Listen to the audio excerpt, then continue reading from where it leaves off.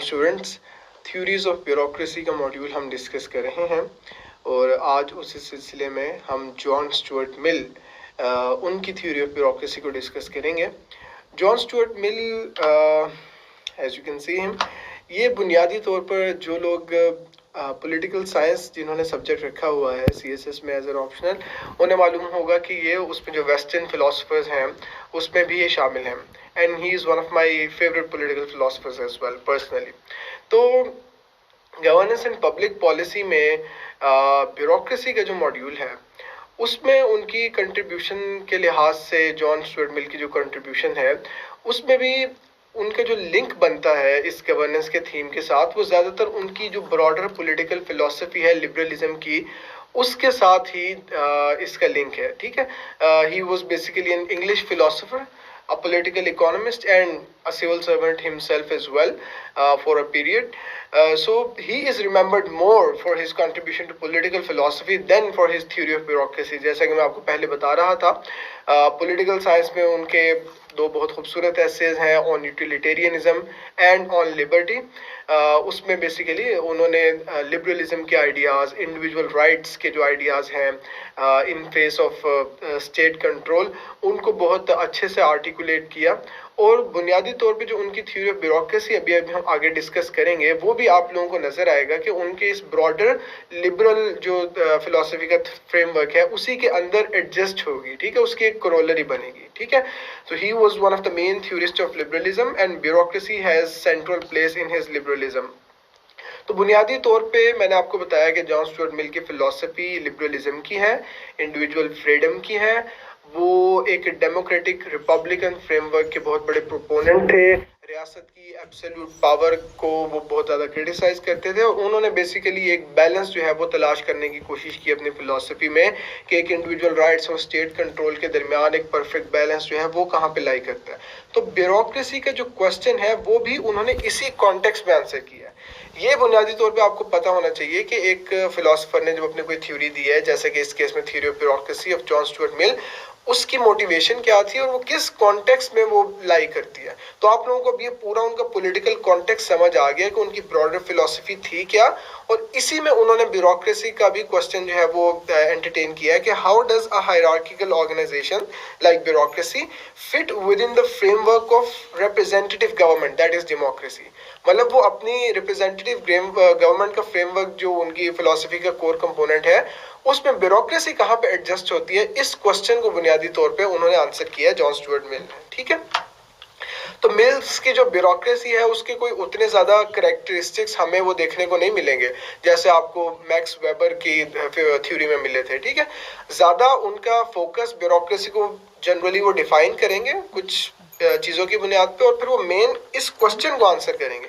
ये उनकी theory of bureaucracy का मेन कंपोनेंट भी होगा। और पेपर पॉइंट ऑफ व्यू से इसीलिए कभी जॉन स्टुअर्ट मिल पे सेपरेट सवाल मैंने आता हुआ देखा भी नहीं है, क्योंकि इनकी कोई इतनी ब्रॉड थ्योरी नहीं है ब्यूरोक्रेसी की जैसे मैक्स वेबर की है, वुड्रो विल्सन की, जिसमें बहुत ज़्यादा कैरेक्टरिस्टिक्स बताए हों, बहुत ज़्यादा न्यूआंसेस एक्सप्लोर किए हों। मिल के ज़्यादा कंट्रीब्यूशन फिलोसफी में है, पॉलिटिकल फिलोसफी में, और ये उसका सिर्फ एक स्मॉल पार्ट है। तो अगर इस पे सवाल आता भी है तो वो इन कंजंक्शन विद अदर थ्योरिस्ट आएगा। ठीक है, सेपरेट नहीं आ सकता। क्यों नहीं आ सकता, उसकी वजह मैंने आपको बता दी है कि वो ओवरऑल इतनी एक्सपैंड करना इनकी थ्योरी को इस वजह से पॉसिबल नहीं है क्योंकि न्यूआंस एक बहुत छोटा सा निकलता है इनका। ठीक है, तो अगर आया भी तो फिर हम इसी न्यूआंस को एक्सपेंड करके जो है ना वो काफी एक्सप्लेन करेंगे, जिसके लिए मटेरियल मैंने कोशिश की है कि उस न्यूआंस पे आपको बड़े अच्छे से काफी सफिशिएंट दे दूं। इस स्लाइड में आपको मिल जाएगा। तो Mill defined bureaucracy as government by trained professionals and specialist. तो बुनियादी तौर पे आप मॉडर्न टर्मिनोलॉजी में मिल की ब्यूरोक्रेसी को एक टेक्नोक्रेसी समझ सकते हैं। टेक्नोक्रेसी क्या होती है, बड़ा आपने वर्ड सुना होगा ना, यही कि टेक्नोक्रेट्स होते हैं technically trained experts who rule by virtue of their specialized and scientific knowledge in dominant political and economic institutions. Like वरना यूजुअली आपका पॉलिटिकल फ्रेमवर्क है उसकी लेजिटिमेसी का जरिया तो अवाम का वोट होता है ना, कि अब पॉलिटिशियन, एक हुक्मरान, एक रूलर वो इसलिए रूल कर सकता है बिकॉज उसे अवाम ने इलेक्ट किया है, ये उसकी लेजिटिमेसी का जरिया है। He was voted in by power, he or she. लेकिन एक technocrat, he or she rules because of his specialised and expert knowledge in a domain, जो कि पॉलिटिकल डोमेन हो सकती है, इकोनॉमिक इंस्टीट्यूशन हो सकता है, सोशल इंस्टीट्यूशन हो सकता है, वो एक टेक्नोक्रेसी होती है। तो मिल की bureaucracy was nothing but a technocracy, ठीक है, क्योंकि वो मिल चाहता था कि गवर्नेंस जो है वो करें ही ट्रेन प्रोफेशनल्स और स्पेशलिस्ट। और ये मॉडर्न जो टेक्नोक्रेसी की मूवमेंट है 21वीं सदी में, जो कि यही बेसिकली इनका कॉज है कि जो गवर्नेंस के मामला है वो ज़्यादातर हमें पॉलिटिशियंस की बजाय टेक्नोक्रेट्स के हाथ में जो है वो दे देने चाहिए। ये उस मूवमेंट का सिंबल है, इसलिए मैंने इसको यहाँ पे शामिल किया। तो अब मिल की ब्यूरोक्रेसी का पॉपुलर गवर्नमेंट के साथ, रिप्रेजेंटेटिव गवर्नमेंट के साथ, डेमोक्रेसी के साथ क्या रिलेशनशिप बनता है। तो मैंने आपको बताया कि मिल की ब्रॉडर फिलॉसफी क्या थी, लिबरलिज्म की। अब मिल के लिए चैलेंज ये था कि Mill wanted to balance the governance by skilled and educated personal, governance by technocrats, that is, Mill wanted to balance that technocratic government with the spirit of popular government, ठीक है।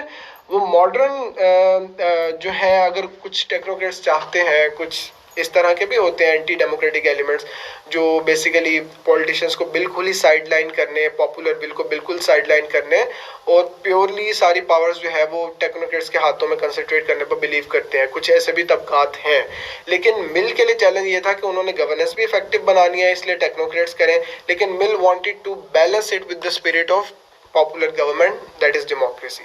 So Mill saw that bureaucracy can pose serious challenges to liberal democracy by creating a despotism of the worst kind, ठीक है। Such a bureaucracy would be able to impose its version of truth on the public. This alienates the citizens from the government and undermines the viability of democratic politics. So Mill ने problem बताई, problem उन्होंने ये बताई कि bureaucracy का एक इदारा inherently ये उसमें कैरेक्टरिस्टिक है कि वो अपनी पावर हमेशा एक्यूमुलेट करेगा, मैक्सिमाइज करेगा, ठीक है, क्योंकि डायरेक्ट गवर्नेंस के मामलात में उनका जो है वो रोल है, पिविटल रोल है। तो ब्यूरोक्रेसी इस तरीके से अपने इंस्टीट्यूशन में पावर एक्यूमुलेट करके वो अवामी नुमाइंदों की विल को ओवर रूल कर सकती है और अपने ओन में एक डेस्पोटिक इंस्टीट्यूशन क्रिएट कर सकती है, ठीक है, जो कि पॉलिटिशियंस के कंट्रोल में नहीं आएगा। वो फिर ब्यूरोक्रेट्स अपनी विल, जो उनका वर्जन ऑफ ट्रूथ है, वो गवर्नेंस में और अवाम पे नाफिज करेंगे। और एक तरीके से क्योंकि वो डायरेक्टली गवर्नेंस के मामलात के थ्रू सिटीजन्स के साथ भी लिंक्ड है, ठीक है, तो वो basically in their effort to pursue and maximize their own self-interest, they would eventually alienate the citizens from the government, ठीक है, और अंडरमाइन करेंगे आपकी डेमोक्रेटिक पॉलिटिक्स के फ्रेमवर्क को अपनी ओन पावर मैक्सिमाइज करने के चक्कर में। ब्यूरोक्रेसी का उन्होंने बताया, तो ये उन्होंने खतरा गिनवाया। अब उन्होंने आगे हम देखेंगे कि एक ऐसा फ्रेमवर्क अपनी थ्योरी ऑफ ब्यूरोक्रेसी में प्रेजेंट किया जिसके थ्रू इस खतरे को एड्रेस किया जा सके और ये चैलेंज कैसे, मतलब इसको सोल्यूशन की जानिब ले जाया जाए कि ब्यूरोक्रेसी जो है वो पॉपुलर रिप्रेजेंटेशन का जो फ्रेमवर्क है उसके कंट्रोल में रहे, लेकिन साथ साथ आपकी गवर्नेंस का जो फ्रेमवर्क है वो भी अंडरमाइन ना हो। हमने दूसरी एक्सट्रीम की जानिब भी नहीं जाना। मिल कहते थे कि सब चीजें जो है गवर्नेंस के सारे मामलात वो पॉलिटिशियंस के हाथ में दे दें, जिन जो टेक्निकल नॉलेज नहीं होता, जिनके पास साइंटिफिक नॉलेज नहीं होता, वो एक दूसरी तरह की डेस्पोटिज्म बन जाएगी। तो बैलेंस मेंटेन रखना है, लेकिन अपर हैंड रिप्रेजेंटेटिव गवर्नमेंट का हो और डे टू डे गवर्नेंस के मामलात वो टेक्नोक्रेट्स देखें। तो क्या फ्रेमवर्क है वो देख लेते हैं। Mill's solution to bureaucratic domination. मिल ये कहते हैं कि active participation of citizens minimises the possibilities of bureaucratic domination. Active participation of citizens, इस चीज पे आप लोगों ने कंसंट्रेट करना है क्योंकि ये मेन सोल्यूशन है उनका। तो द सोल्यूशन जो कि मिल ने प्रपोज किया है, एक बहुत इंपॉर्टेंट पॉइंट यहाँ याद रखने वाला जो दूसरा पॉइंट है वो ये है कि मिल का solution, it doesn't focus on putting strict controls on bureaucracy. Rather, it strengthens popular participation through representative democracy. Usually एक ये भी सोल्यूशन जहन में आ सकता है ना कि ब्यूरोक्रेसी को कर्टेल करने के लिए उस पर इतने ज़्यादा रिस्ट्रिक्शंस इम्पोज कर दो, रूल्स लगा दो, रेगुलेशंस लगा दो, ठीक है, ऑटोनॉमी उसे ना दो।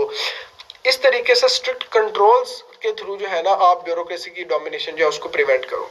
लेकिन मिल ने इस प्रॉब्लम को एक नए एंगल से जो है वो एड्रेस किया। वो कहते हैं कि ये ब्यूरोक्रेसी पे रूल्स और ये कंट्रोल जो चेक्स एंड बैलेंसेस लगाना, it's not the right approach. क्यों, वो भी हम ये नीचे थर्ड पॉइंट में देखते हैं। मिल ने सोल्यूशन प्रपोज किया कि ब्यूरोक्रेसी को वर्क करने दो, जो उसके रूल्स का फ्रेमवर्क है उसी के अकॉर्डिंग आप स्ट्रेंथन करो जो उस पे ओवरसाइट का फ्रेमवर्क है रिप्रेजेंटेटिव डेमोक्रेसी का, जिसके थ्रू बेसिकली सिटीजन्स गवर्नेंस में कैसे पार्टिसिपेट करते हैं, रिप्रेजेंटेटिव डेमोक्रेसी के थ्रू ही करते हैं ना, वही अपने नुमाइंदों को इलेक्ट करके, और वो नुमाइंदे फिर आगे ओवरसाइट जो है वो रखते हैं ब्यूरोक्रेट्स पे। मिल ने कहा कि ये ओवरसाइट का जो मैकेनिज्म है ये स्ट्रेंथन होना चाहिए, और इसके थ्रू बेसिकली अवामी नुमाइंदों की पार्टिसिपेशन आप इंश्योर करो, उसको स्ट्रेंथन करो रिप्रेजेंटेटिव फ्रेमवर्क के थ्रू, बजाय ब्यूरोक्रेसी पे रिस्ट्रिक्शंस लगाने के। ठीक है, तो मिल का सोल्यूशन आप लोगों को समझ में आ गया कि पॉपुलर रिप्रेजेंटेशन का फ्रेमवर्क स्ट्रेंथन करना है। अब ये देखते हैं कि मिल ने ब्यूरोक्रेसी पे स्ट्रिक्ट कंट्रोल्स और रूल्स एंड रेगुलेशंस लगाने को, वो वाला सोल्यूशन भी हो सकता था, वो क्यों सपोर्ट नहीं किया? वो इसलिए नहीं किया कि मिल ने ये एक पैराडॉक्स बताया। वो कहते हैं कि attempts are made to control the bureaucracy by implementing more and more sophisticated and rational processes, rules, controls, उसके थ्रू ब्यूरोक्रेसी को कंट्रोल करने की कोशिश की जाती है, which in turn only makes the bureaucracy more and more bureaucratic and more a threat to democracy to itself। वो ये कहते हैं कि जितने ज्यादा रूल्स बनाई जाओगे, जितने ज्यादा कंट्रोल्स लगाई जाओगे, ब्यूरोक्रेसी तो नाम ही हायरार्की और रूल्स की मैनिपुलेशन का है। वो ये कहता है कि ज्यादा से ज्यादा रूल्स का लगाना ये तो ब्यूरोक्रेसी के एडवांटेज को सर्व करेगा, it would serve to its advantage, कि इसके थ्रू वो बेसिकली दोबारा से पॉलिटिशियंस को और उनके जो ओवरसाइट के लिए ऊपर बैठे हुए हैं लोग, उनको वो रूल्स में इतना ज्यादा उलझा देंगे कि वो आपका पूरा जो प्रोसेस है अकाउंटेबिलिटी का वो भी ब्यूरोक्रेटाइज्ड हो जाएगा, और उस चक्कर में अकाउंटेबिलिटी तो हो नहीं पाएगी, ब्यूरोक्रेसी इन सेल्फ जो है इंटरनली मजीद स्ट्रेंथन हो जाएगी और डेमोक्रेसी को खतरा बढ़ जाएगा। इसलिए मिल ने ब्यूरोक्रेसी पे ज्यादा रूल्स, रेगुलेशन, स्ट्रिक्ट कंट्रोल्स लगाने को जो है प्रेफर नहीं किया, because in his opinion it would make the problem worse. ठीक है, उन्होंने जो पार्टिसिपेशन है सिटीजन्स की, पॉपुलर रिप्रेजेंटेशन की, अवाम की, पॉलिटिशियंस की, उस फ्रेमवर्क को स्ट्रेंथन करने को प्रपोज किया। तो ये जो रूल्स वाली जो चीज़ थी ना, ये उसको उनकी कोटेशन है मिल की कि a bureaucracy always tends to become pedantocracy. Pedantocracy यही होती है कि एक ऐसा इदारा जो सिर्फ रूल्स में, रेगुलेशंस में ही जो है वो बेसिकली गुम हो जाता है, और आपके आउटकम्स, आपके गोल्स जो हैं वो कहीं दरमियान में गुम हो जाते हैं। तो वो कहते हैं कि रूल्स का लगाना ब्यूरोक्रेसी को पेडेंटोक्रेसी जो है वो बना देगा। तो ये आप लोगों को डिस्टिंक्शन जो है वो क्लियर हो गई इन 3 पॉइंट्स में कि मिल का सोल्यूशन क्या था और दूसरा सोल्यूशन उन्होंने क्यों सपोर्ट नहीं किया। अब हम देखते हैं कि वो जो फ्रेमवर्क है रिप्रेजेंटेटिव डेमोक्रेसी का, उसको स्ट्रेंथन करने का प्रपोज किया ना मिल ने, वो कैसे, उसका फ्रेमवर्क क्या है एग्जैक्टली जो मिल ने प्रपोज किया, उसको हम स्टडी करते हैं। तो 2 चीजें हम करेंगे, relationship of bureaucracy with legislation and relationship of bureaucracy with administration. Right, mills bureaucracy and legislation. अच्छा जी, मिल ये कहते हैं, एक तो इसमें जो उनकी टेक्नोक्रेसी है ना, कि why the technocrats should rule, उसकी जस्टिफिकेशन भी आएगी और आगे आपको फ्रेमवर्क भी क्लियर हो जाएगा। मिल ये कहते हैं, और ये बड़ा एक न्यू कॉन्सेप्ट है, आपने यूजुअली जो टेक्नोक्रेट्स का कॉन्सेप्ट पढ़ा है वो ये कि वो ज़्यादा मतलब ना पॉलिसी इन्फोर्समेंट वगैरह में इन्वॉल्व होते हैं, लेकिन यहाँ मिल उसे अपने ज़माने की टर्मिनोलॉजी में लेजिस्लेशन के टर्म्स में भी उसे एक रोल देना चाह रहे थे। कैसे? वही कहते हैं कि एक जो प्योर रिप्रेजेंटेटिव बॉडी होती है ना, लाइक आजकल के ज़माने में आप पार्लियामेंट की बात कर लें, उस ज़माने में भी यही होती थी। मिल एक इंग्लिश फिलोसफर थे, तो ब्रिटिश पार्लियामेंट जो है उसकी एवोल्यूशन का सफ़र तब जारी था, जिसपे पॉलिटिशियंस होते थे elected. A pure representative body can not legislate adequately. क्यों? मिल के बकौल 2 वजूहात हैं। पहली ये कि एक जो लेजिस्लेशन का जो काम है, बिजनेस है, it requires experience in the art and science of legal study. जो लीगल प्रोफेशन के स्पेशलिस्ट होते हैं वही एडिक्वेटली लेजिस्लेट करने की कैपेबिलिटी रखते हैं। जिनका एक्सपीरियंस नहीं होता लेजिस्लेशन में, आर्ट ऑफ लीगल स्टडी में, लॉ का बैकग्राउंड नहीं होता, वो एक तो सही तरीके से लेजिस्लेशन एडिक्वेटली नहीं कर पाते।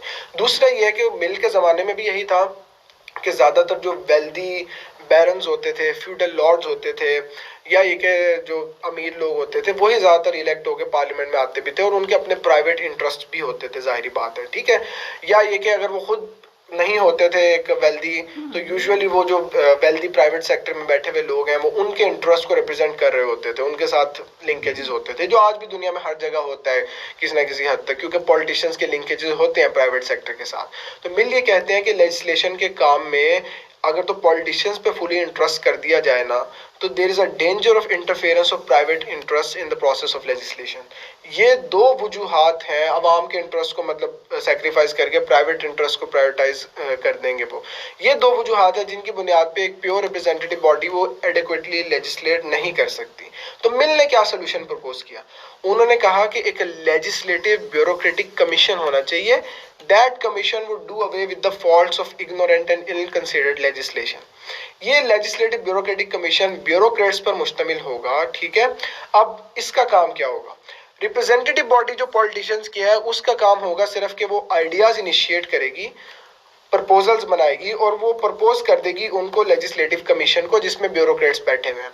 वो ब्यूरोक्रेटिक कमीशन जो है वो उन आइडियाज को सामने रखते हुए, गाइडलाइंस कंसीडर करते हुए टेक्निकल और स्पेसिफिक लॉज लिखेगा डिटेल में, जो कि उनका स्पेशलाइज्ड काम है, जो पॉलिटिशियंस नहीं लिख सकते थे, ठीक है। आइडियाज के फ्रेमवर्क में ही रहेगा लेकिन टेक्निकल और स्पेसिफिक डिटेल सारी वो ब्यूरोक्रेट्स लिखेंगे। फिर वो जो लॉ उन्होंने बना लिया होगा वो they would send it back to the representative body for approval और रिजेक्शन। वो फिर उस पर वोट करके सिंपल उसे अप्रूव करेगी और रिजेक्ट करेगी, ठीक है। ये फ्रेमवर्क जो है वो मिल ने प्रपोज किया रिप्रेजेंटेटिव बॉडी का और ब्यूरोक्रेटिक लेजिस्लेटिव कमीशन का आपस में। अब मेरा आपसे सवाल है, अब तक हम जितनी चीज़ें पढ़ चुके हैं, मॉड्यूल्स, लेक्चर्स, उसमें बहुत जगह मैंने इस तरह की बातें की हैं कि आप मुझे एनी कंटेम्प्रेरी एग्जांपल आज के ज़माने में इस अरेंजमेंट की जो मिल ने आज से 200-300 साल पहले प्रपोज किया था, कोई ढूंढ के दिखाएं। कोई जहन में आती है? आनी चाहिए। यहाँ वीडियो पॉज करके बेशक 2-3 मिनट सोच लें और ख़ुद लिखें, ठीक है। उसके बाद फिर वीडियो रिज्यूम कीजिएगा।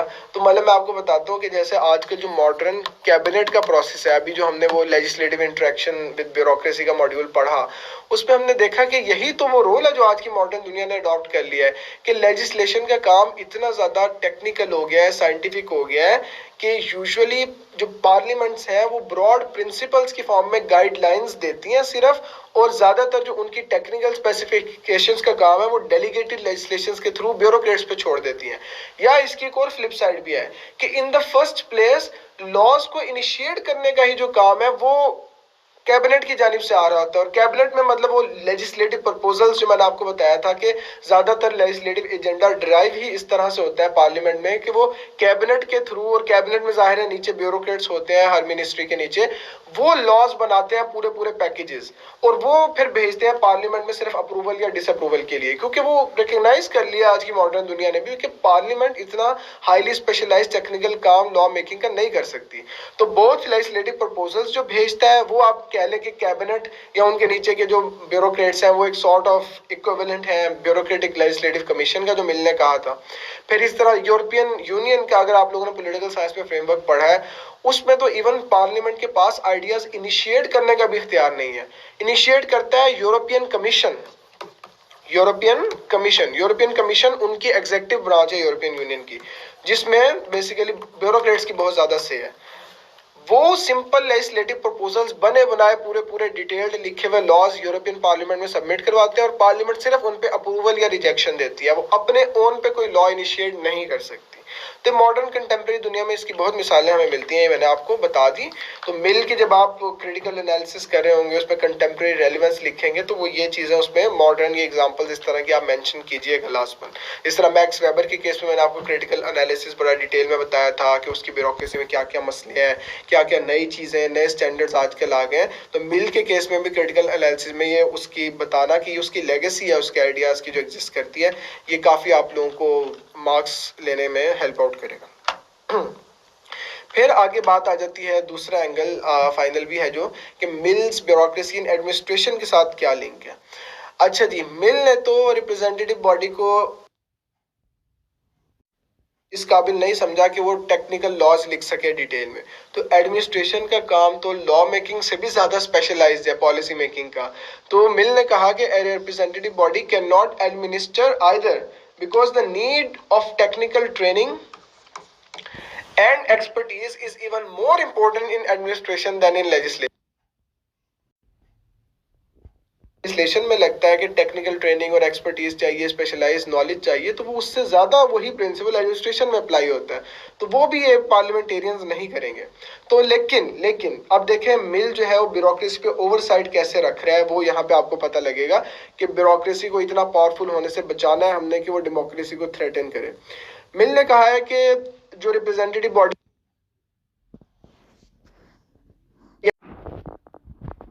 में बिल्कुल जो है वो इंटरफेरेंस नहीं करेगी, यहाँ तक तो हमने मान लिया, क्योंकि वो उनकी स्पेशलाइजेशन नहीं है, उनकी डोमेन नहीं है, उनसे नहीं हो पाएगा। लेकिन bureaucracy must ultimately be accountable to the body, representative body, ठीक है। Mill had never any doubt कि फाइनल डिसीजन मेकिंग की जो पावर है ना, वो जैसे पीछे भी हमने देखा कि अप्रूवल और रिजेक्शन बहरहाल रिप्रेजेंटेटिव बॉडी ने ही दिया, कि final decision making power ought to belong to the people who would be the master of all the operations of the government। तो अल्टीमेट अकाउंटेबिलिटी ब्यूरोक्रेसी की वो मिल ने रिप्रेजेंटेटिव्स के हाथ में ही रखी है, ठीक है। ये इसके थ्रू उसने इंश्योर किया है कि ब्यूरोक्रेसी इतनी पावरफुल ना हो जाए कि वो रिप्रेजेंटेटिव डेमोक्रेसी के लिए ही थ्रेट बन जाए। तो मिल ने ये पूरी उसकी रिस्पॉन्सिबिलिटीज को डिटेल में आउटलाइन किया है कि एक रिप्रेजेंटेटिव बॉडी जो है उसकी रोल होगा, एक तो एडवाइजर्स का, जिस तरह वो लेजिस्लेशन में वो आइडियाज इनिशिएट कर रहे थे, ये यहाँ पे आइडिया जनरेटर्स का उनका रोल हो गया।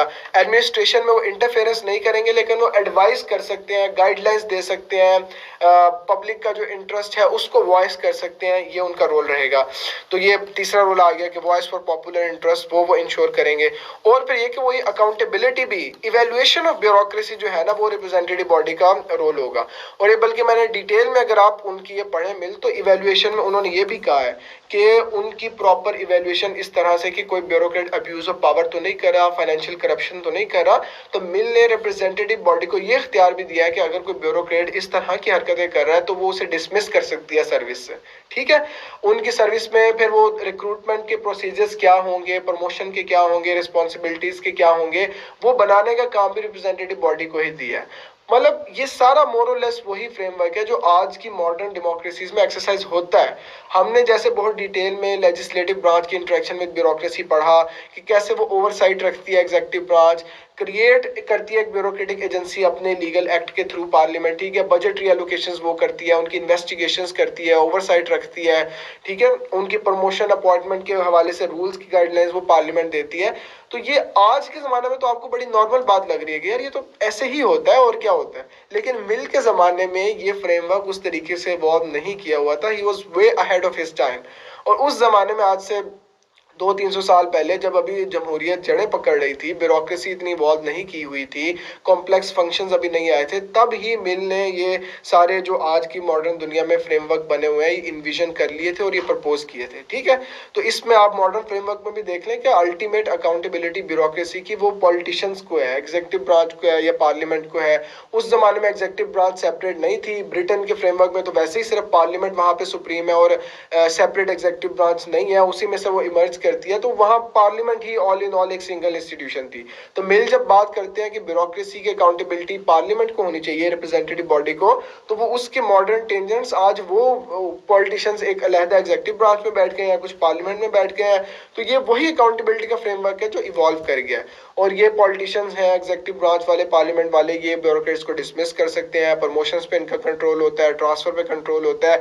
यस, टेक्नोक्रेसी और पॉलिसी मेकिंग आज भी स्पेशलाइज्ड नॉलेज की बुनियाद पे ब्यूरोक्रेट्स के पास ही है, लेकिन final decision making power representatives के पास ही होती है, ठीक है। तो मिल की बहुत ज़्यादा लेगेसी और ये कंटेम्प्रेरी रेलेवेंस हमें मिलती है मॉडर्न ब्यूरोक्रेटिक फ्रेमवर्क्स में। एंड ये मिल की थ्योरी का यहाँ पे जो है वो इख्तिताम होता है। तो अब आपको अंदाज़ा हो गया होगा कि उनके लार्जर रिप्रेजेंटेटिव डेमोक्रेसी का जो फ्रेमवर्क है उसमें वो कैसे एडजस्ट करते हैं ब्यूरोक्रेसी को, ठीक है। So thank you guys.